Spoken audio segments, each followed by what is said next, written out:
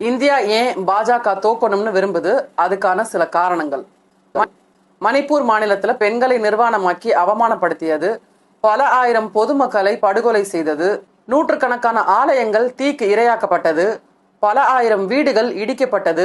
உலக அளவுல இந்தியாவை தலைகுனிய வைத்த பிஜேபி RSS மத தீவிரவாதிகளை தேச நலனுக்காக இந்த தேர்தலில் தோற்பதை நாம உறுதி செய்யணும். மூன்றாவது முறையா மோடி ஆட்சிக்கு வந்தா நிச்சயமாக இந்தியாவில் உள்ள எல்லா மாநிலங்களும் கலைக்கப்பட்டு ஒரே நாடு, ஒரே தேர்தல், ஒரே அதிபர் ஆட்சி வர வாய்ப்பு இருக்கிறதா இந்தியாவில் இருக்கிற அரசியல் வல்லுநர்கள் சொல்லியிருக்கிறாங்க. இலங்கையில ராஜபக்சே சர்வாதிகாரியானது போல, பாகிஸ்தான்ல முஷரப் சர்வாதிகாரியானது போல நிச்சயமாக மோடியும் சர்வாதிகாரியாக மாறுவார்னு அரசியல் வல்லுநர்கள் பெரும்பாலானவங்களும் சொல்றாங்க. இந்தியாவின் நிலை, பொருளாதாரம் அதல பாதாளத்துல இருக்கு. அதற்கு உதாரணம், 2014 55 லட்சம் கோடி கடனாக இருந்த இந்தியா கடந்த 9 வருடங்கள்ல 205 லட்சம் கோடி கடன்ல இருக்கு. அதாவது இந்தியா சுதந்திரம் அடைந்து 67 ஆண்டுகளில் 1947 இருந்து 2014 வரைக்கும் 55 லட்சம் கோடி கடனாக இருந்த இந்தியா மோடி ஆட்சியில கடந்த 9 வருடத்துல 151 லட்சம் கோடி கடன்ல இருக்கு. 2014 இருந்து 2023 வரைக்கும் உலக அரங்குல ஐநா அங்கீகரித்த 193 நாடுகள்ல இந்தியா தான் அதிகமான கடன்ல இருக்கு. உலக வங்கியில இந்தியா 205 லட்சம் கோடி அதிகமா கடன் வாங்கியிருக்கிறதா உலக ஆய்வறிக்கை சொல்லுது. இந்தியா ஏன் பாஜக தோற்கணும்னு விரும்புது? உலகில் மத சார்பற்ற மிகப்பெரிய ஜனநாயக நாடு இந்தியா மட்டுமே. இன்னைக்கு பாஜக எல்லா துறையிலையும் தோல்வி அடைஞ்சிருக்கு.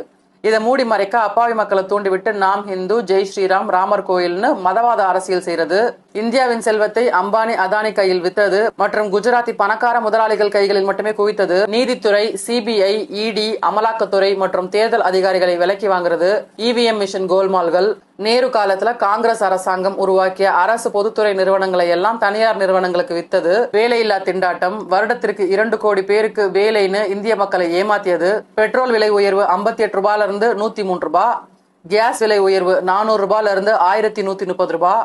இந்த 10 வருடங்கள்ல விலைவாசி பல மடங்கு உயர்ந்திருக்கிறது.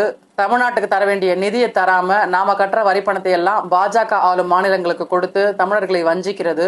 கருப்பு பணத்தை மீட்டு எல்லா குடும்பத்துக்கும் 15 லட்சம் கொடுப்பேன்னு பொய் சொல்லி இந்திய மக்களை ஏமாத்தினது, இந்தியாவை நாசமாக்கியது, ஊடகத்தை கைப்பற்றியது, பெண்களின் பாதுகாப்பு மற்றும் உரிமை பறிப்பு, ஜனநாயகத்தை எதேச்சதிகாரமாக சீரழித்து ஹிட்லர், சதாம், ராஜபக்சே போல சர்வாதிகாரியாக செயல்படுறது, குற்றவாளிகள், கற்பழிப்பாளர்கள் மற்றும் ஊழல்வாதிகளால் நிரப்பப்பட்ட அரசியல், காவிமயமாக்கப்பட்ட வரலாறு, காவிமயமாக்கப்பட்ட கல்வி, திட்டமிடப்படாத பண மதிப்பிழப்பு, அடுத்தடுத்த குழப்பங்கள் மற்றும் உயிரிழப்புகள், திட்டமிடப்படாத லாக்டவுன் குழப்பங்கள், அதனால் ஏற்பட்ட உயிர் பலிகள், சிறுபான்மை மக்களின் வீடுகள் மற்றும் வழிபாட்டு தலங்களை புல்டோசர் கொண்டு இடிக்கிறது, சிறுபான்மை மக்களை தாக்குவது, வெறுப்பு பேச்சுகள், மத கலவரங்கள், கொலைகள், மகாத்மா காந்தியை படுகொலை செய்த பயங்கரவாதி கோட்சேவை வெளிப்படையாக புகழ்ந்து வணங்குதல், பெண் மல்யுத்த வீராங்கனைகளை நிர்வாணப்படுத்தி பாலியல் தொந்தரவு செய்து அவமானப்படுத்தியது, டெல்லியில் விவசாய மக்களை போராட வைத்து தற்கொலை செய்ய வைத்தது, ஜீப் ஏற்றி கொலை செய்தது.